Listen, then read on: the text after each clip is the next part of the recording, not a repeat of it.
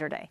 Among those who addressed the crowd was the Pulitzer Prize-winning journalist Chris Hedges. Chris Hedges, who wrote for the New York Times for over 15 years, 20 years, a Middle East correspondent covering war. His latest book is Wages of Rebellion, the Moral Imperative of Revolt. I'm Chris Hedges. I'm a writer. I teach in a prison in New Jersey and have for many years. I'm also a Presbyterian minister, and at this moment, I'd like to ask us to pray for the loved ones we've lost and the loved ones who rot in cages across this country.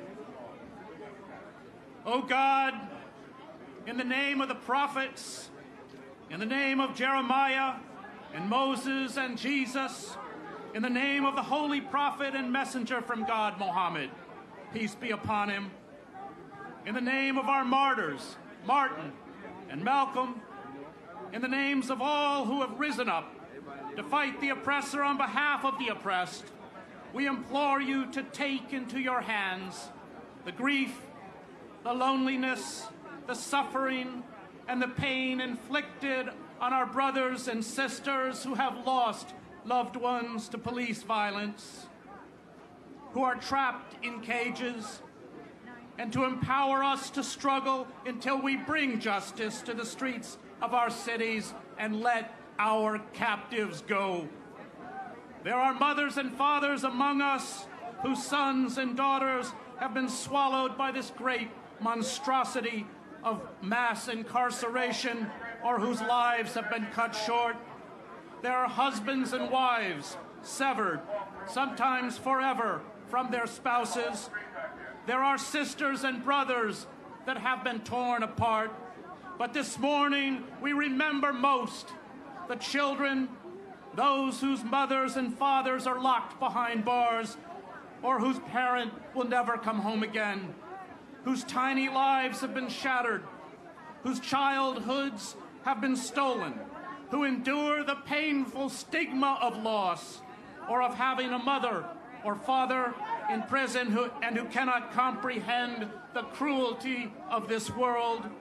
And we say to all these people, and especially these children, we as a society have failed you and we will fail you no more.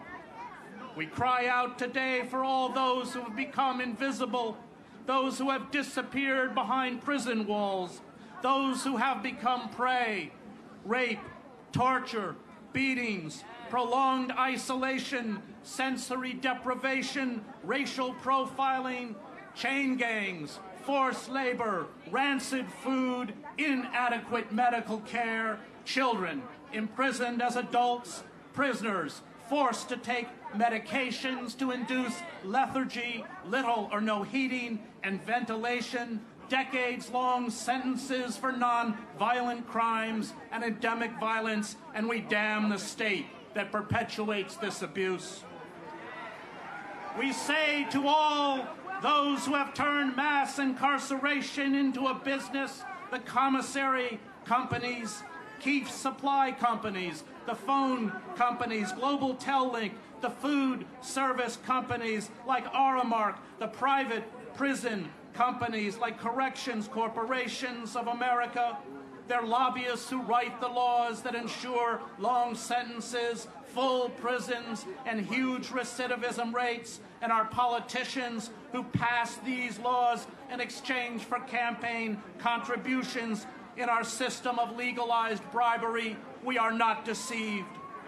We call out the corporations that exploit underpaid and bonded prison labor for their complicity in neo-slavery: Chevron, Bank of America, IBM, Penny, Sears, Walmart, Eddie Bauer, Wendy's, Procter & Gamble, Johnson & Johnson, Motorola, Caterpillar, Microsoft, Texas Instruments, Pierre Cardin, and Target. We say to all those who oppress the poorest and most vulnerable among us that what you do is sinful and evil in the eyes of God. That was Pulitzer Prize-winning journalist Chris Hedges speaking at this weekend's Rise Up October. Thousands protested police brutality. 11 people were arrested at the rally. That does it for the